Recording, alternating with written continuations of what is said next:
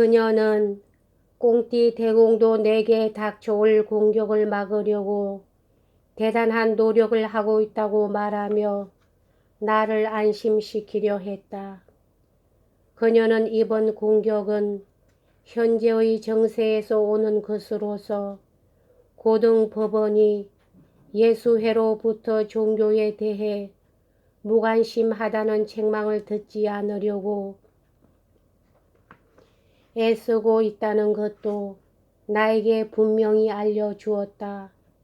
그런데도 그녀는 대공이나 자기의 노력에 대한 결과에는 별로 기대를 걸지 않는 것 같았다. 그녀의 이야기는 내게 안심을 주기보다는 불안을 주는 것이어서 내게 도망칠 생각을 갖게 하는 것이었다. 그녀는 줄곧 내게 영국으로 갈 것을 권하였으며 그곳의 많은 자기 친구들을 소개해 주었다. 그 중에 오래전부터 그녀와 친한 저 유명한 흉도 있었다. 내가 조용히 여기에 머무는 것을 고집하는 것을 보고 그녀는 내 결심을 흔들어 놓을 보다 효과적인 술책을 썼다. 만일 내가 붙잡혀 신문을 당할 경우 룩상부르 부인의 이름을 말하지 않을 수 없게 될 경우에 부인이 내게 베푼 우정을 생각할 때 부인을 위험으로 끌고 들어갈 수는 없을 것이라고 하였다. 그런 경우에 나는 부인을 궁지로 끌어들이는 일은 하지 않을 테니 부인은 안심하고 있을 수 있다고 대답했다. 그녀는 그런 결심은 하기는 쉽지만 실천은 하기 어렵다고 나를 반박했다. 그녀의 말은 너무도 당연한 것이었다.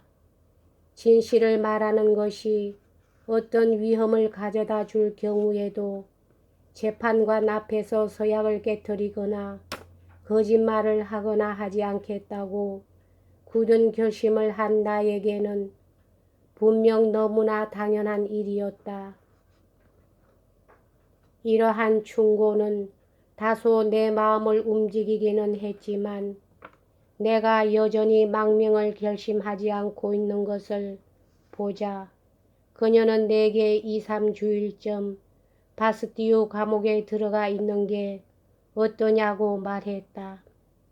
그것은 정치범에 관여하지 못하는 고등법원의 재판권에서 벗어나기 위한 한 방법이었다. 나는 이 기묘한 은혜가 내 이름으로 청원된 것이 아니었으므로 굳이 반대할 필요가 없었다. 그녀는 더는 이에 대해 말이 없었으므로 그녀가 그런 안을 제시한 것은 다만 마음을 떠보기 위해 제안한 데 불과하며 모든 것을 끝장을 내버리는 하나의 방법을 강구하고 한 것은 아니라고 판단했다. 그리고 얼마 안 지난 어느 날 원수는 그림과 에핀의 부인의 친구인 되이유 주임 사제로부터 한 통의 편지를 받았다.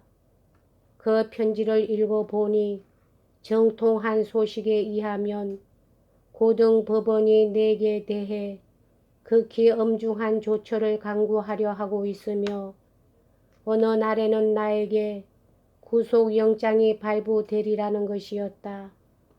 나는 이 소식을 올바르게 일당이 날조했다고 생각했다. 내가 아는 바로는 고등법원은 수속 절차에 비상한 주의를 기울이고 있었으며 이 경우에 그 저서가 나의 저작임을 인정하고 또 법적으로 조사하여 실제로 내가 저자인지 아닌지를 알기도 전에 처음부터 구속영장을 발부한다는 것은 전혀 그 절차에 위반되는 일이었다. 나는 부풀레르 부인에게 다음과 같이 말했다. 공안을 해치는 죄가 아니면 단순한 혐의만으로 피고에게 구속영장을 내보내 그들이 처벌을 면하려 하는 것을 막는 그런 일은 하지 않는다. 그리고 내 경우와 같은 경범죄, 그것은 명예와 포상을 받아도 좋은 것이었지만 경범죄를 처벌할 경우에는 저술은 고발할지라도 가능한 한 저자에 대한 책임을 추궁하는 일은 피하는 법이라고. 무엇이었는지 잊고 말았지만 그녀는 그 말에 대해 기묘한 이유를 붙여 내가 소환 신문을 당하지 않고 구속영장이 발부되는 것은 특별한 호의에서 온 것이라는 것을 증명하려 했다. 그 이튿날 나는 기이에게서 한 통의 편지를 받았다. 그가 알려준 바에 의하면 그날 그가 검찰청장에게 갔을 때 그 책상 위에서 에밀과 그 저자에 대한 공소장의 초안을 보았다는 것이다. 여기서 독자는 기이가 디셰너의 사원으로서 이 책을 인쇄한 사람이라는 것을 유의해 주기 바란다. 그러나 자기 자신의 이해에는 상관하지 않고 인정상 저자에게 이런 소식을 보낸 것이다. 잘 아실 줄 알지만 모든 이런 것들이 내게 어느 정도 믿음직스럽게 보였을 것인가. 검찰청장에게 면회를 허락받은 한 사람의 책 장사가 사법관의 책상 위에 흩어져 있는 문서며 논고의 초안을 유심히 읽었다고 하는 것은 지극히 당연하고 있을 수 있는 일이다. 부플레르 부인도 그 밖의 사람들도 내게 그런 일은 틀림없이 있을 수 있다고 말했다.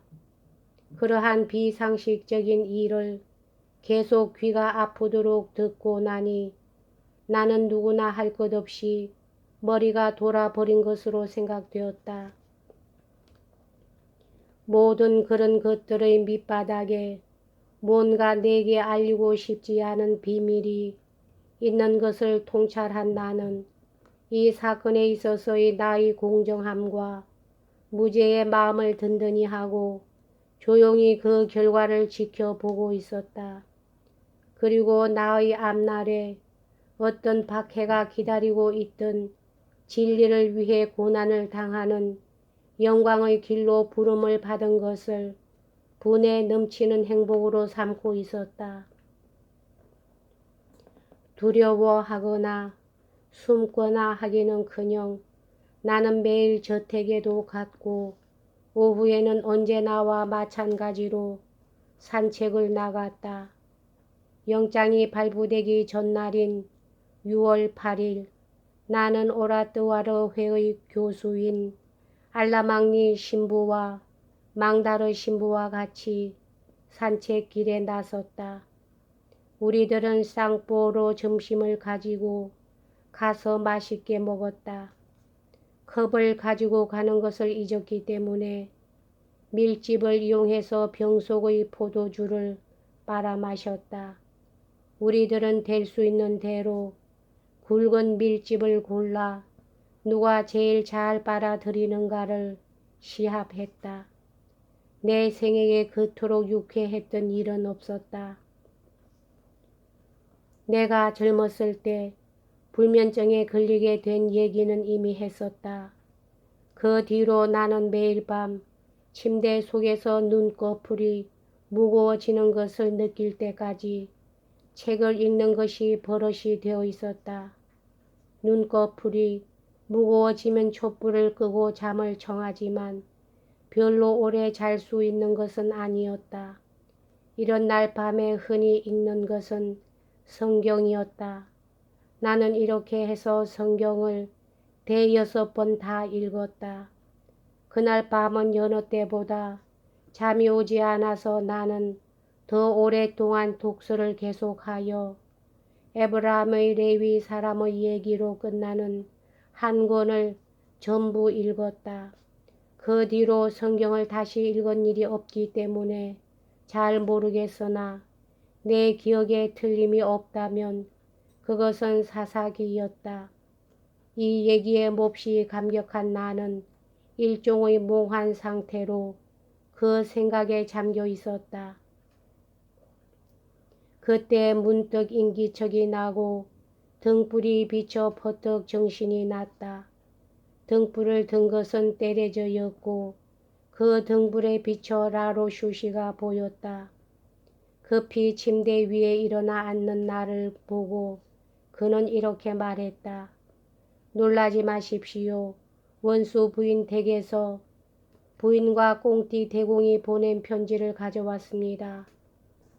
과연 룩상부르 부인의 편지 속에는 대공이 그녀에게 막 전한 직업 편지가 들어 있었다. 그것은 대공의 모든 노력에도 불구하고 내게 대한 극히 엄중한 조처가 결정되었다는 소식이었다.